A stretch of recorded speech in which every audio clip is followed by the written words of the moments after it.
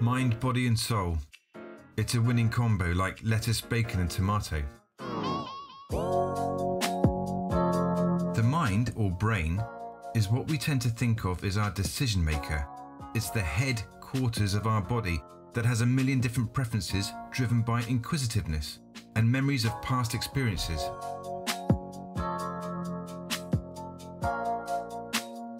Physically, this extraordinary body part is home to an incredible 86 billion neurons that undertake incredibly complex tasks. Scientists have also discovered that the brain also has a multi-dimensional aspect, as every neuron inside our brain is able to interact and connect with neighbouring neurons to form highly complex connections. The more neurons that join the party, the more dimensions are added to this electrical pulsing object. We effectively have a mini universe residing within our heads.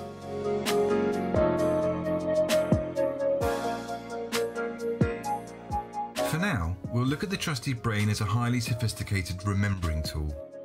It reminds you that when a bee stung you last summer, it hurt. So when you hear the buzz of that bee again, it warns you to be careful.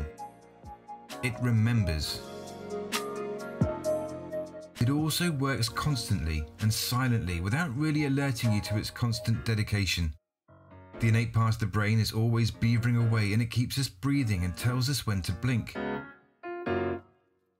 It would be quite exhausting if we had to keep reminding ourselves to breathe whilst we got on with other things.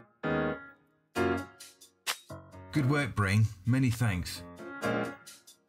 The soul can also be simply depicted in this scenario as the I am.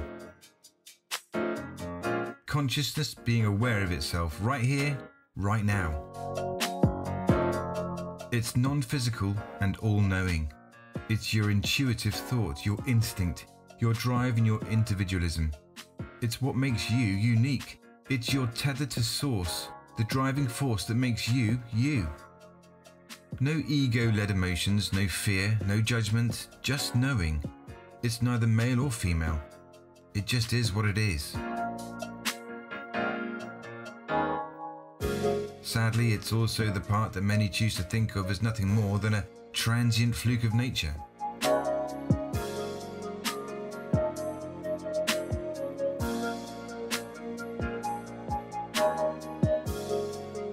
And then there's the physical body, in which the soul is able to express itself and interact in this physical realm, the old meat jacket, flesh and bones.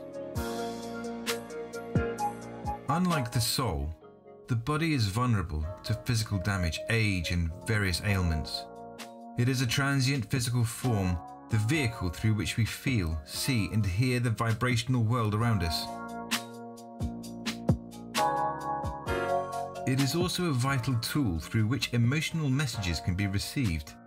These signs are often felt through the solar plexus or the heart, or even the whole body at times.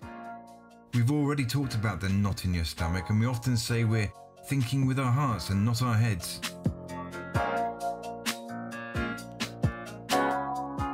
Your body will give you direction through both your emotional feelings and also with physical signs when all is not well. Anxiety, aches and pains, tiredness, stress and so on.